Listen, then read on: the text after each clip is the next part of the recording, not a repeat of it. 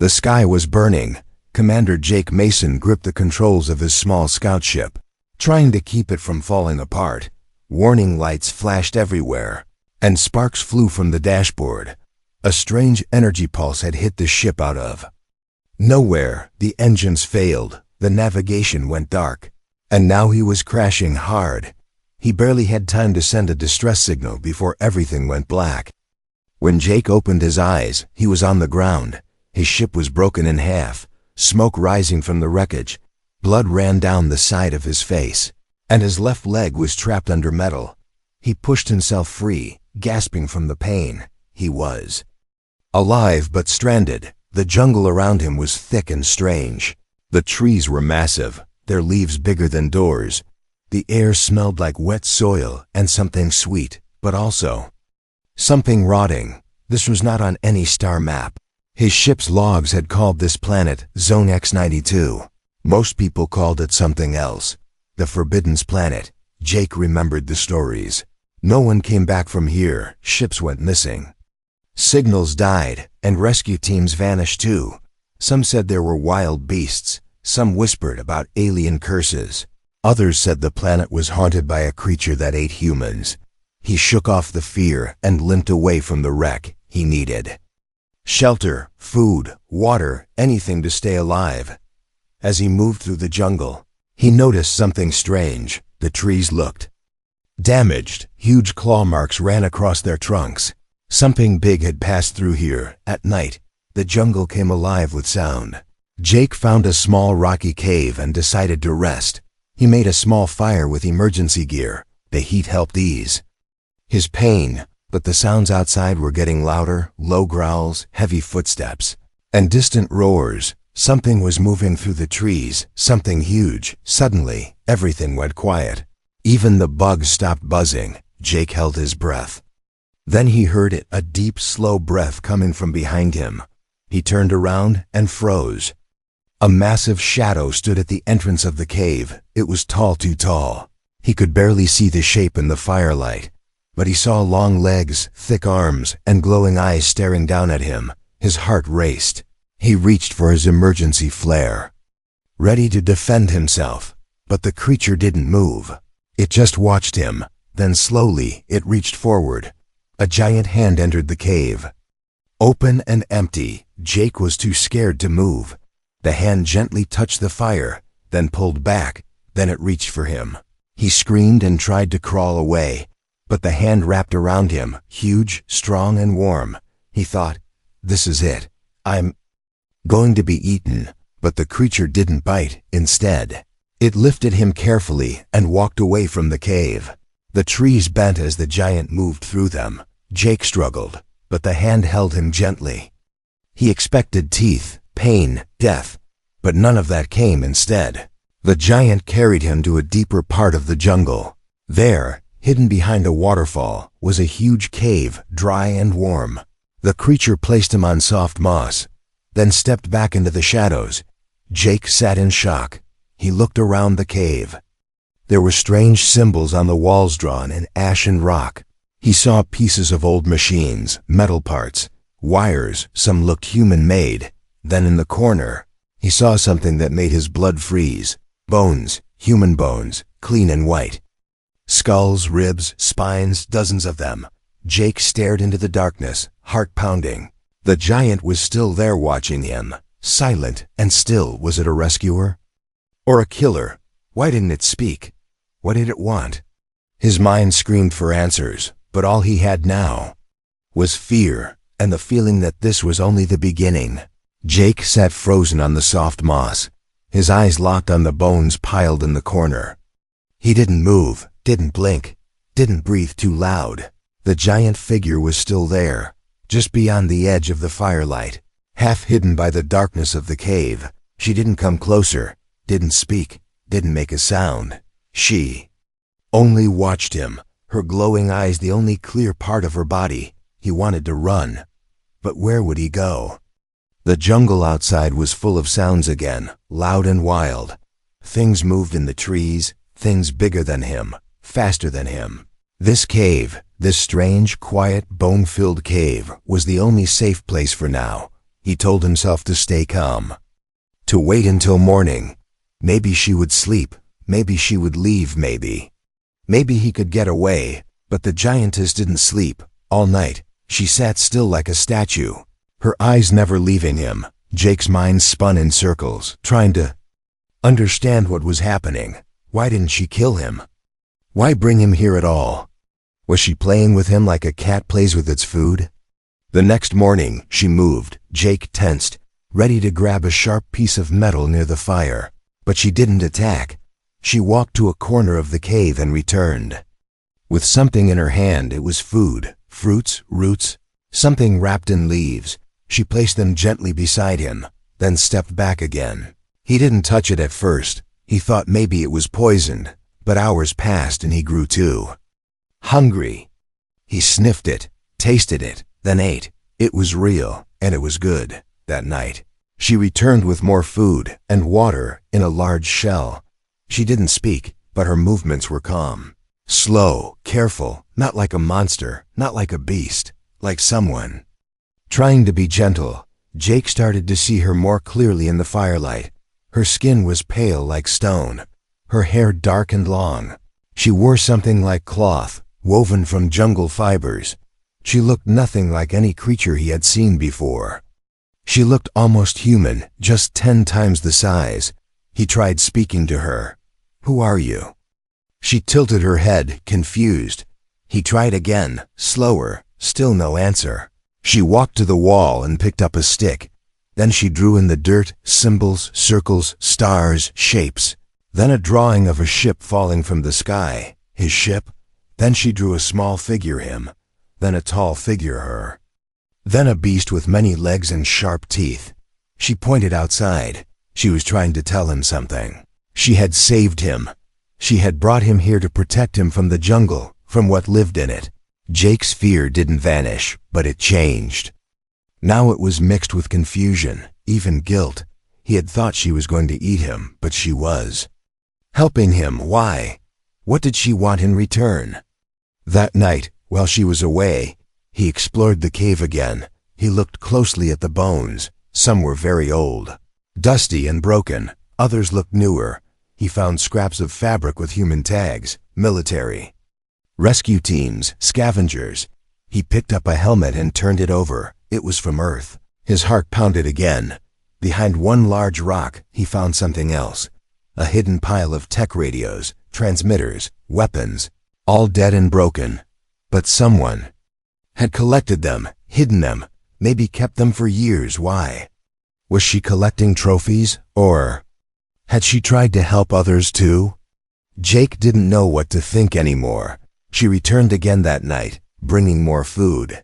She sat by the fire for the first time, watching the flames. Jake didn't speak, just stared at her. She was giant, powerful, silent.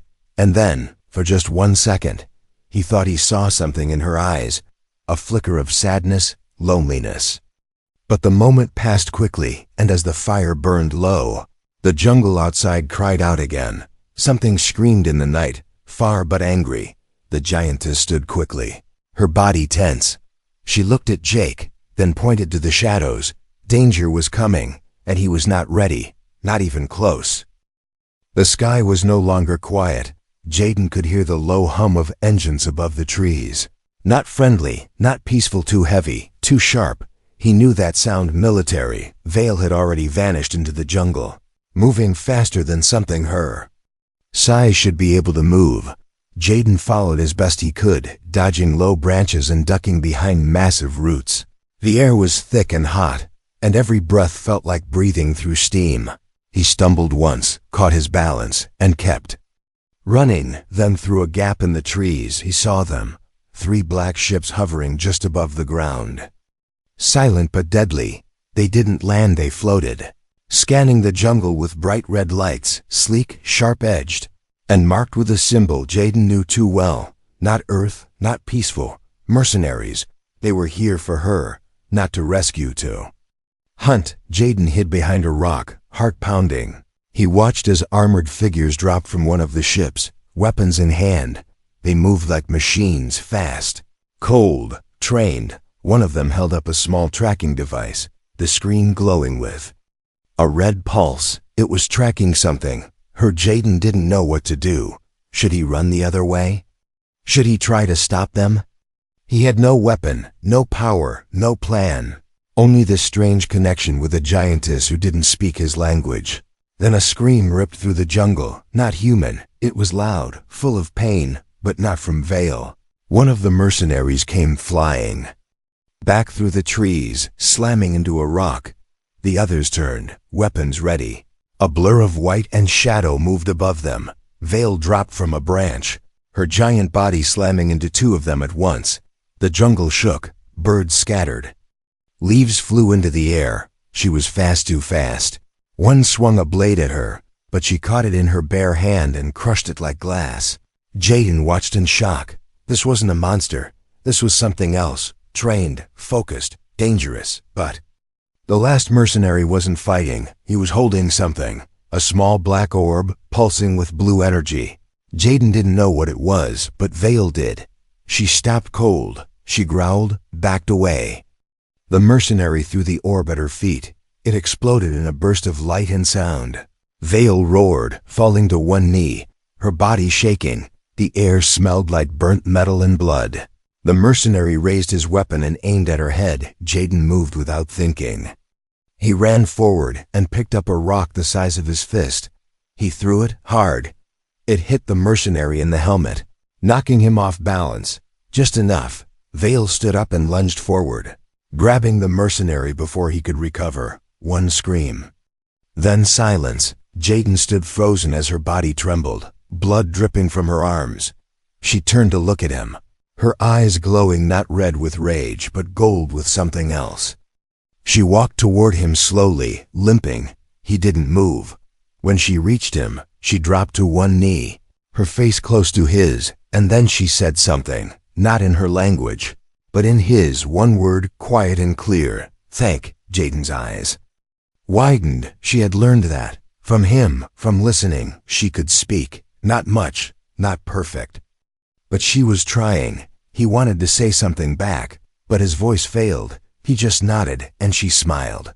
Then she collapsed. Jaden caught her head before it hit the ground. Her breathing was slow, deep, but she was alive. Injured, but alive. He looked up at the black ship still floating above the jungle.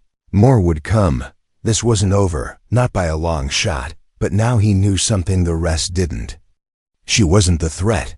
They were, and he wasn't going to let them take her. Not again, not ever. Rain fell through the jungle canopy, soft at first, then harder, soaking the leaves and turning the ground to mud. Jaden dragged branches across the entrance of the cave, trying to hide the opening. Inside, Vale lay motionless, her breaths deep and slow. Her wounds were bad burns from the energy blast, cuts from the blades, and something deeper.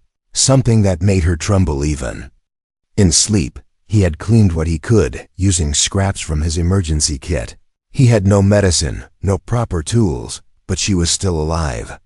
He kept checking every few minutes, afraid that her chest would stop rising. She had saved him again, and now she was hurt because of it. Jaden moved to the far side of the cave, where pieces of old tech were still piled. Most of it was useless, broken. Panels, dead batteries, wires twisted like vines. But something strange caught his eye. A cracked screen covered in dust. He wiped it clean, and a soft green light blinked on. It still had power. He tapped the edge, and it flickered to life. A message appeared, locked behind encryption, but it was marked with a symbol he recognized. Not alien, not mercenary. Earth, government. He stared at the date. It was old, years before his crash. Then the audio file played on its own. A voice spoke in a low, rushed tone. If this reaches anyone, do not engage the subject directly. She is not what she appears. She is part of Project Siren, originally designed to mimic humanoid behavior. She evolved beyond control. We left her here after the last outpost fell. She learns, she adapts, The voice cut off with a scream, then silence. Jaden sat back, the device still glowing in his lap. Project Siren. So Vale wasn't just a survivor. She had been created. A living experiment. Left behind, abandoned, and hunted ever since. He looked over at her. Still breathing slow and steady, she looked peaceful now, even in pain. But the questions in his head wouldn't stop. Did she know what she was? Had she always been alone? And what had she done to make them fear her so much? Hours passed, and the jungle outside fell quiet again. But quiet didn't mean safe. Jaden stepped outside for air, scanning the trees. Then he saw the lights blue, flickering through the fog. Drones, dozens of them, floating low, scanning everything. He ducked back into the cave, heart pounding. They were coming. This time it wasn't just mercenaries. This was a full team: drones, foot soldiers, heavy weapons. Someone out there wanted Vale gone for good. Jaden shook her gently. "Vale," he whispered, "we have to move." She groaned, eyelids twitching. He repeated her name again, louder. She opened her eyes slowly, unfocused at first, then clear. She tried to sit up, winced, and growled. Jaden helped her to her feet, and she leaned on him. Her size made it awkward. She was still huge, even injured. But they moved, one step at a time, into the jungle.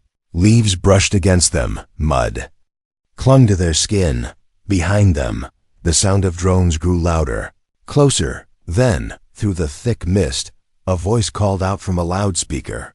"Target acquired. All units move in. Kill the asset. Recover remaining data." Jaden froze. They weren't here to take her alive.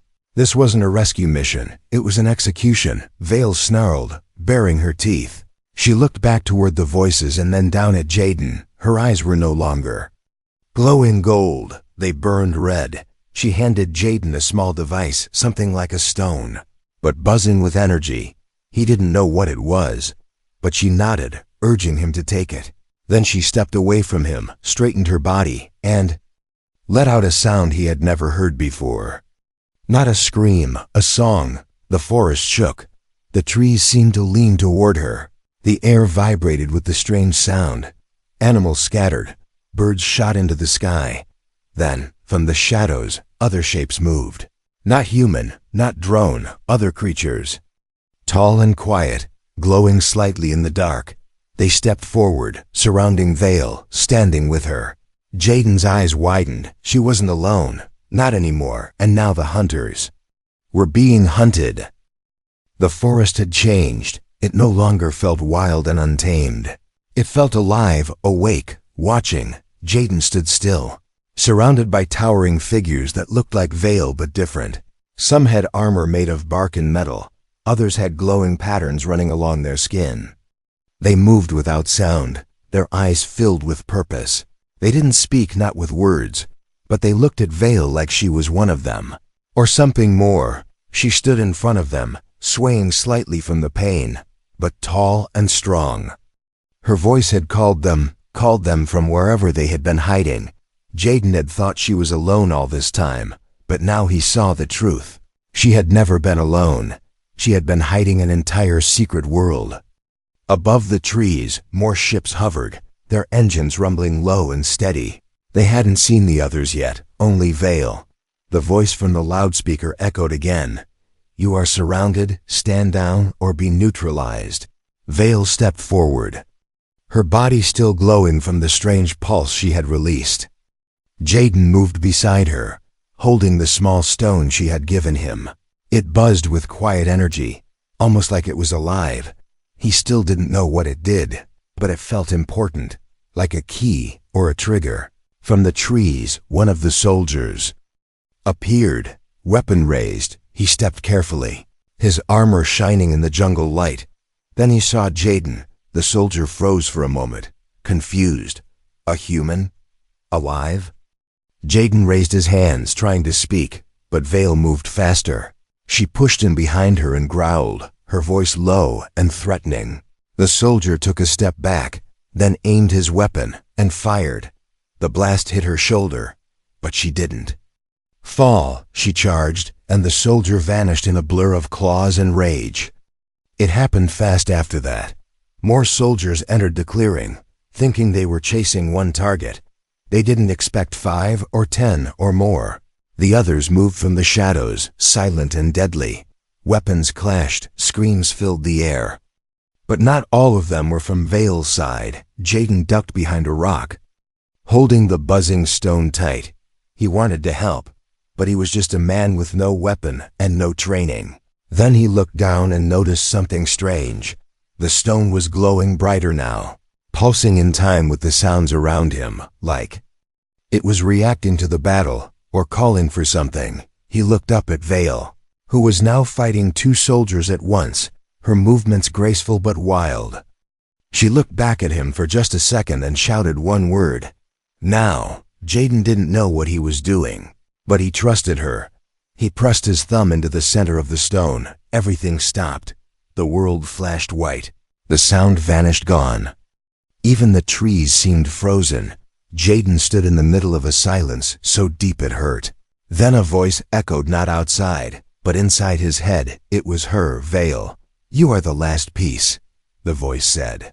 "Human and machine, light and memory. They feared us together, but they forgot. Fear does not stop truth." Jaden saw images, Vale's memories. Being built, trained, locked away, used, then thrown out. He saw others like her. Not weapons, but children. They were made to protect, to serve, to connect with humans. But when they grew smarter, more human than expected, they were called dangerous. He saw her standing alone in the jungle, watching ships fly away, waiting, hoping, surviving. And then he saw her finding him, dragging him from the wreck, feeding him, hiding him, choosing him. The light faded, and the world returned. But something was different. The drones had stopped moving. The soldiers stood frozen, weapons lowered. A wave of silence swept through the jungle. Vale walked to Jaden, her wounds healed, her body shining with soft light. The others bowed slightly as she passed. She took his hand and gently closed his fingers around the stone again. "You chose to trust," she said softly. So now they see, above them, the ships began to rise, slowly pulling back, not in retreat, but in surrender. Jaden didn't understand all of it. Not yet, but one thing was clear: he had stopped being a visitor here. He was now part of something larger, something ancient, something awake, and the galaxy would soon remember the name they tried to erase.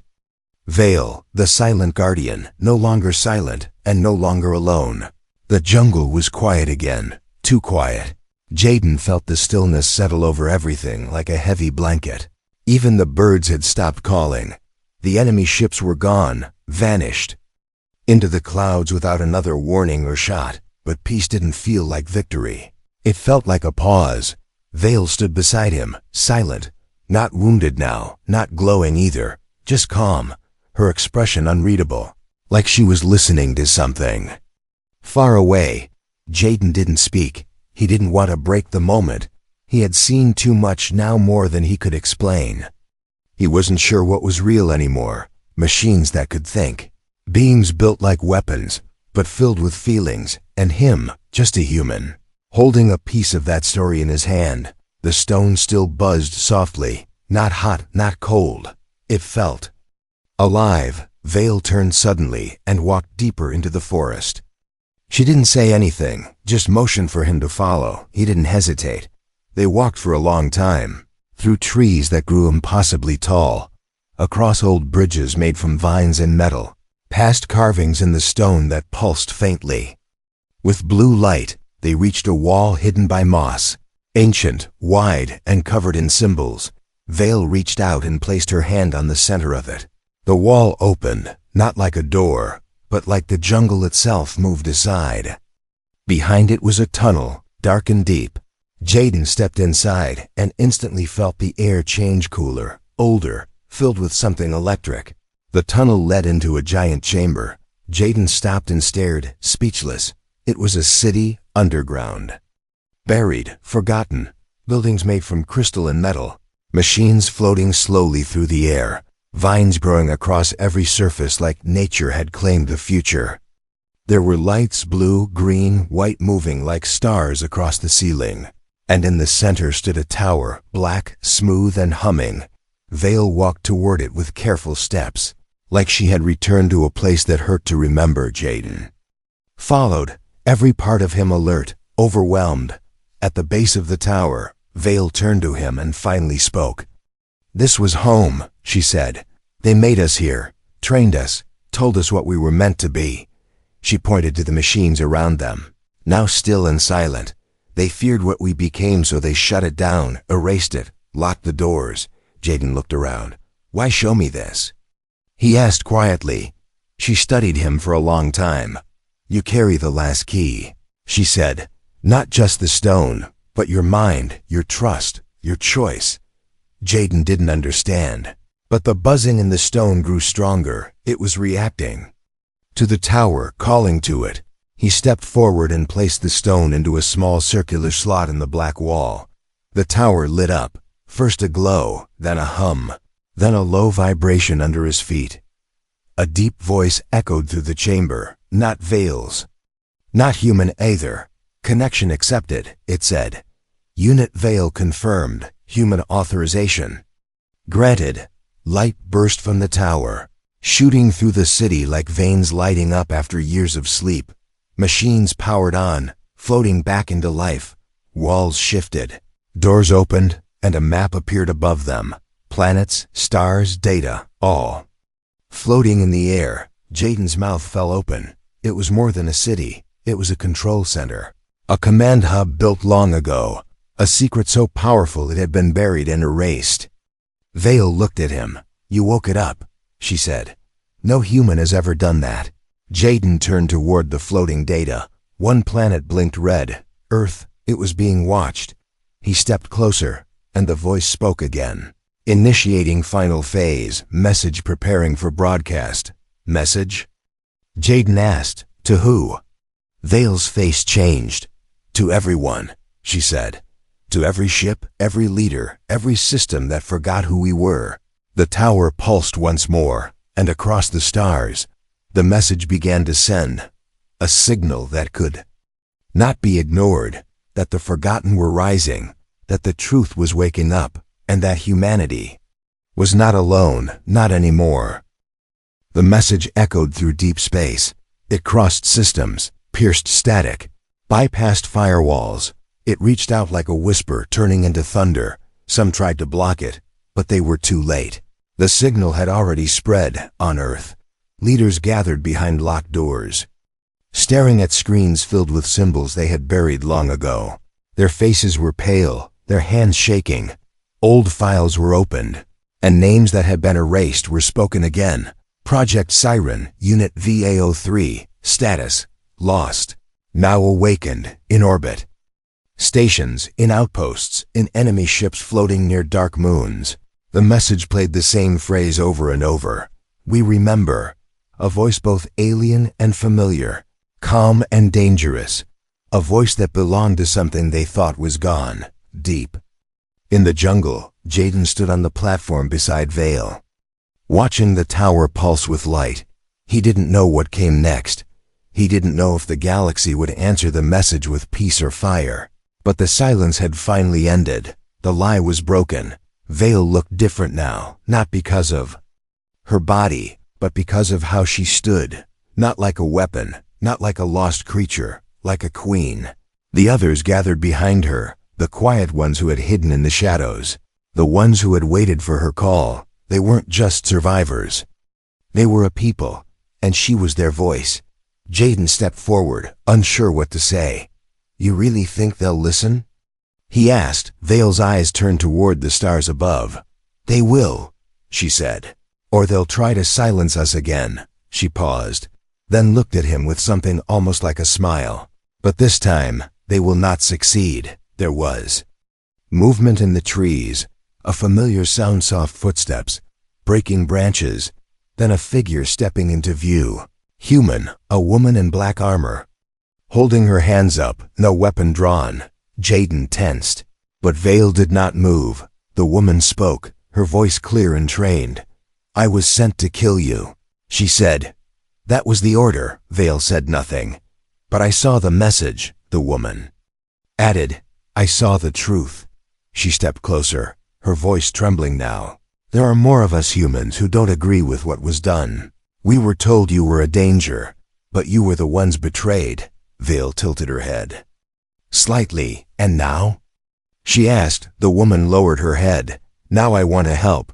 Jaden looked between them. Maybe it was the beginning of something new. Maybe it was just one human and one former enemy choosing not to fight, but it was something, a seed overhead. More lights appeared in the sky. Ships, not enemy ships, not warships. They came slow, careful, responding to the signal, watching, waiting. Vale turned to her people, raised her hand, and pointed to the stars. No speech, no commands, just a silent promise. They would not hide again. They would not run, and they would not be erased. Jaden felt the weight of it all settle in his chest. He hadn't just survived. He had become part of something far bigger. He thought he had crashed on a forgotten world. He thought the Giantess would eat him. He thought she was a monster. But he was wrong. She was the future, and now, so was he.